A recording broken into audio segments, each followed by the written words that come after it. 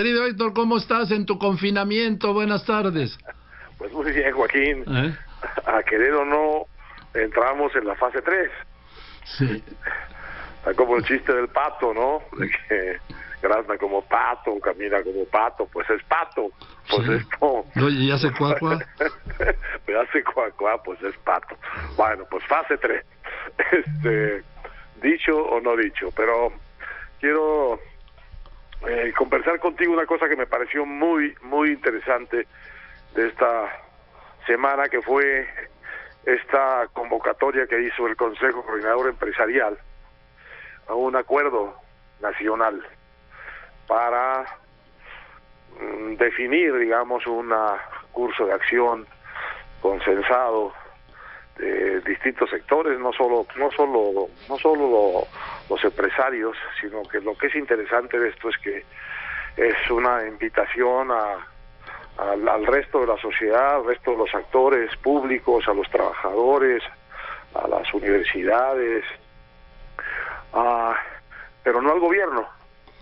Entonces es una convocatoria, yo creo que hasta yo recuerdo, única, en donde una iniciativa de este tipo, camino a un acuerdo nacional, no se está planteando como frente al gobierno, y el primer invitado no es el presidente de la República, sino otros actores.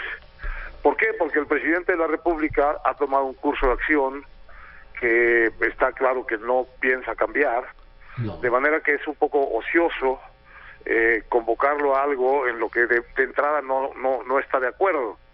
Lo que es interesante es que se pueda crear, no hay ninguna duda de que hace falta un cambio en la política frente a la emergencia económica, que es el producto de la emergencia sanitaria, de eso no hay ninguna duda.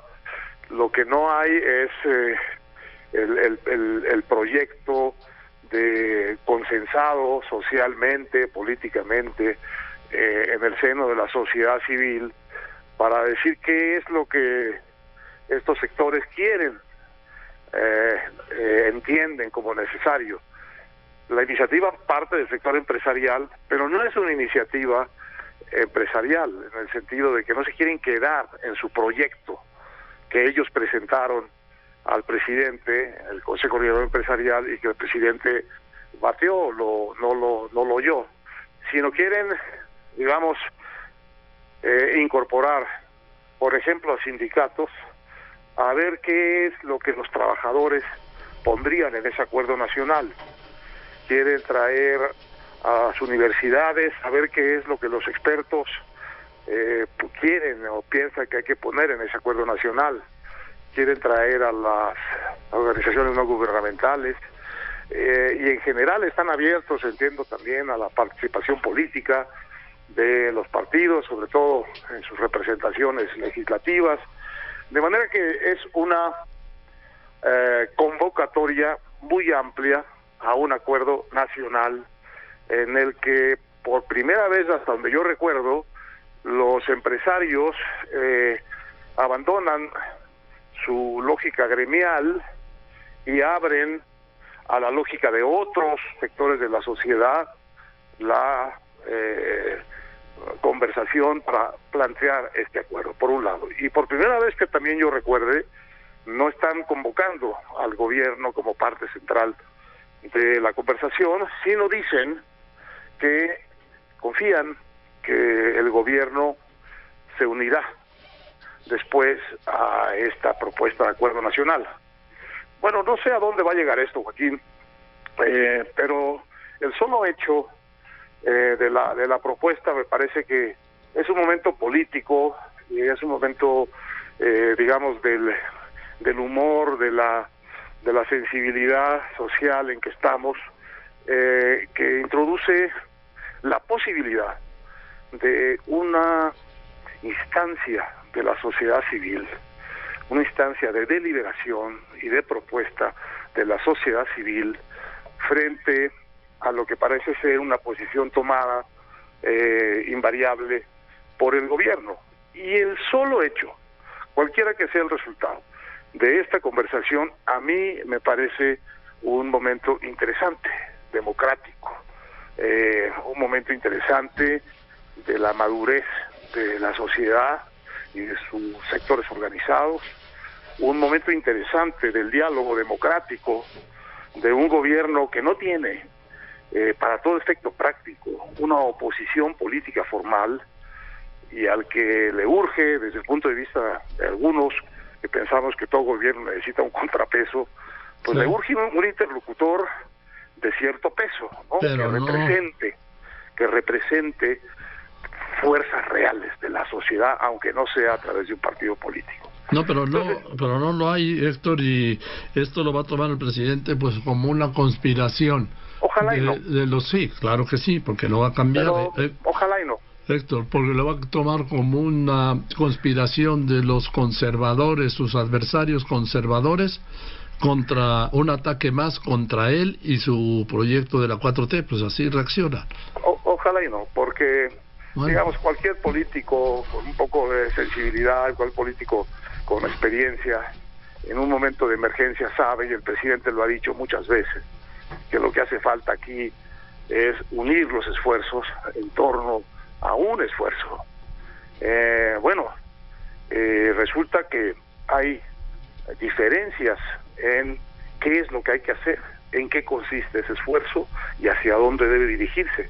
Bueno, nada mejor que una deliberación de la cual pueda salir algo en la cual el propio gobierno pueda inspirarse para darle respuesta a un asunto que tiene respuestas muy complicadas y que le vienen, cualquier respuesta va a ser imperfecta. Entonces le viene muy bien a la decisión política de tomar un curso el que sea consensado, Joaquín, el que de alguna manera represente en efecto el acuerdo de la mayor parte de la sociedad organizada. Yo creo que va a suceder lo que tú dices, pero tengo la esperanza de que no, y de que el presidente tome esto como un horizonte constructivo en el cual pueda oír,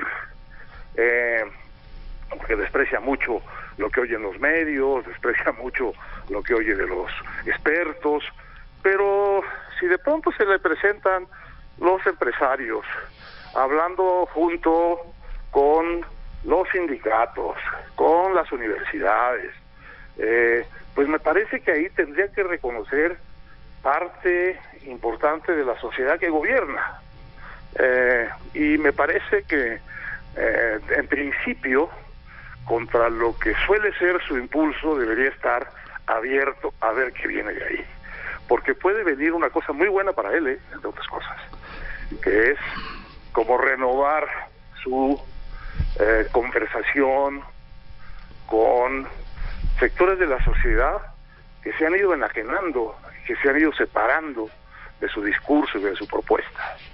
Bueno, sí necesitamos, Joaquín, una cierta unidad de esfuerzo en esta emergencia, ¿no? Yo estoy convencido de eso.